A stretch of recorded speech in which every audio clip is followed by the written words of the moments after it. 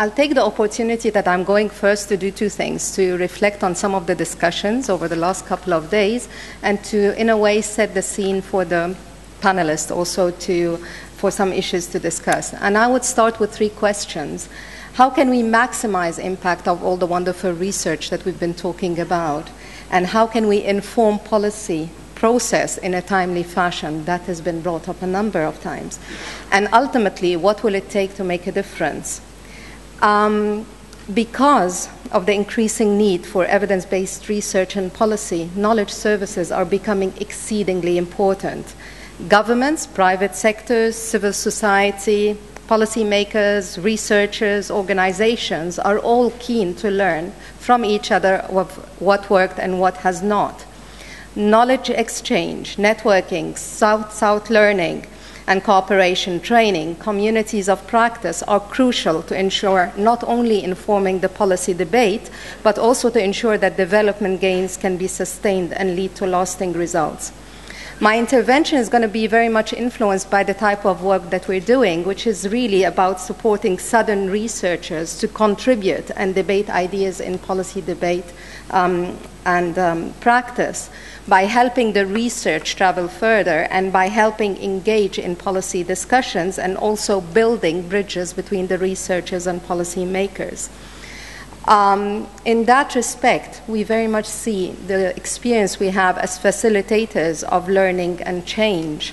And in that respect, there is so much becoming more evident that more than ever before, there is a need for the knowledge sharing, to understand the barriers, to address local requirements, and to continuously actually monitor and evaluate the efforts and results.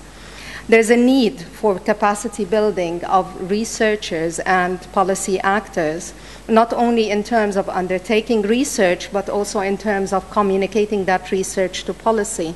There's a need for knowledge networking between researchers and to policymakers.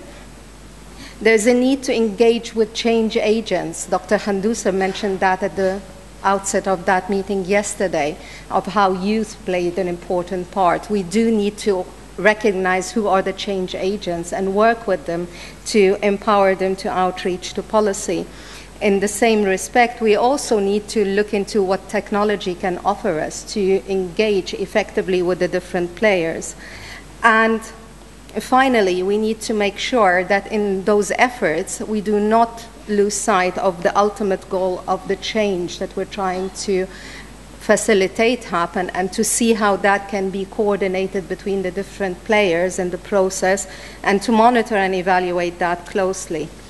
By way of just to capture a couple of the lessons learned from some of the discussions earlier today, I think there's a consensus that there needs to be a clear focus on really what matters and how we communicate that in a timely fashion to policy, and looking into that networking and dialogue at the outset and throughout the process, and not at the end and not in an ad hoc manner. We need to look into the role of the different players, the researchers, the facilitators, the networks, into creating more of an enabling environment to help this outreach and uptake of research, and to ensure that we actually can put technology to good use. And even with the Arab Spring, there is an example of how technology and the role of ICT played an important role in the participation and engagement. There are a couple of examples that we had embarked on as part of the GDN work. One is a particular project on supporting policy research to inform policies in South Asia and Africa.